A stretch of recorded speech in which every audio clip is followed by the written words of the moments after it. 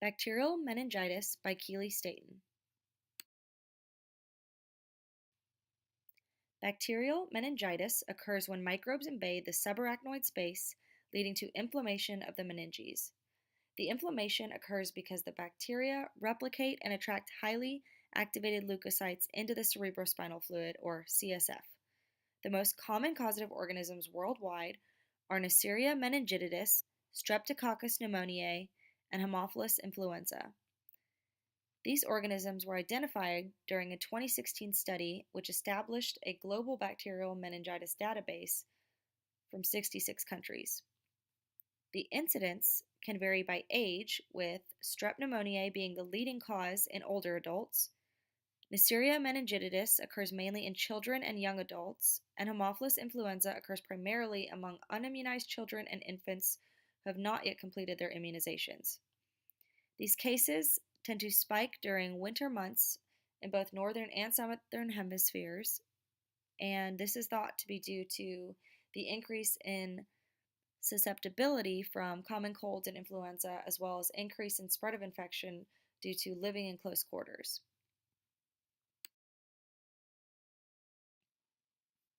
The most common symptoms are fever, headache, nuchal rigidity, and altered mental status. This presentation can vary with age, with infants presenting with irritability, lethargy, poor feeding, vomiting, and fever, which can make it difficult to diagnose in infants because these symptoms are nonspecific and can be confused with other illnesses. Children present with signs of meningeal irritation such as neck stiffness, headache, and photophobia. Adults typically present with at least one symptom indicative of meningeal irritation, but only a minority will present with the classical triad of fever, nuchal rigidity, and altered mental status.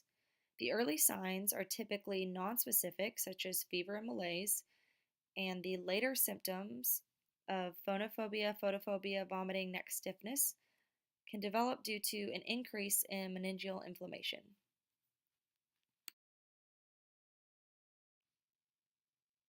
Physical findings, such as Brudzinski's, Koenig's sign, and nuchal rigidity, can help with the diagnosis. These signs are due to pain that is elicited by movement of the inflamed meninges. For the Koenig sign, this is elicited when the patient's leg is passively extended while lying supine with the thigh flexed on the abdomen, and if the patient resists extension of the leg, this is considered a positive Koenig's. For the Brudzinski sign, the clinician places the hand on the patient's chest while the neck is passively flexed, and flexion of the knees and hips is a positive Brudzinski sign. Nuchal rigidity is seen when a patient is asked to touch their chin to their sternum and they're unable to complete the maneuver.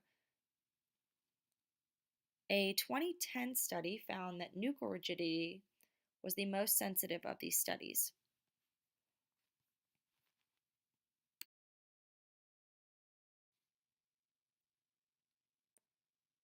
Definitive diagnosis is made by examining the patient's cerebrospinal fluid, or CSF. The CSF can be analyzed using all these parameters listed. However, some tests are more clinically relevant than others, with a 2012 study determining that both the protein and white blood cell concentrations were significantly increased in bacterial meningitis when compared to the absence of meningitis, as well as viral and cryptococcal causes. Glucose concentrations were not found to be clinically relevant. And while gram stain and culture can help in diagnosis, polymerase chain reaction, or PCR, has been found to be the most rapid and reliable means of determining the causative organism. Imaging can help differentiate between meningitis and tumors or abscesses in the central nervous system, which can have similar clinical presentations. On MRI, meningitis appears as diffuse meningeal thickening and hyperenhancement, as you can see in this MRI.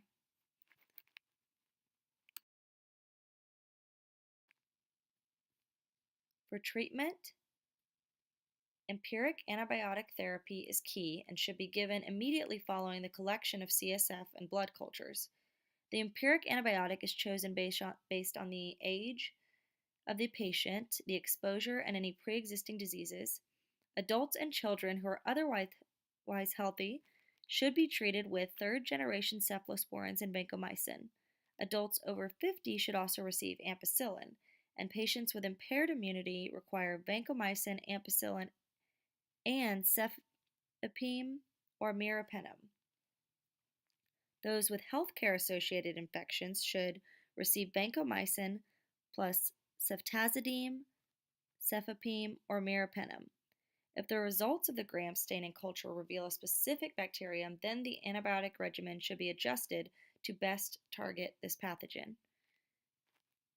Addition of corticosteroid therapy has also been shown to reduce mortality.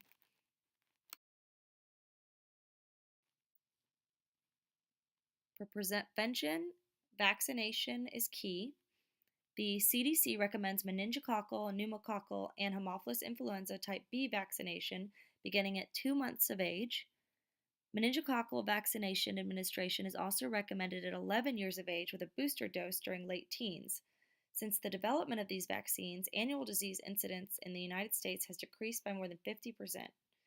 Printable, color coded vaccination schedules are available on the CDC website, and the Journal of American Medical Association informs patients that infection can spread quickly through close quarters, such as daycares, dormitories, and nursing homes.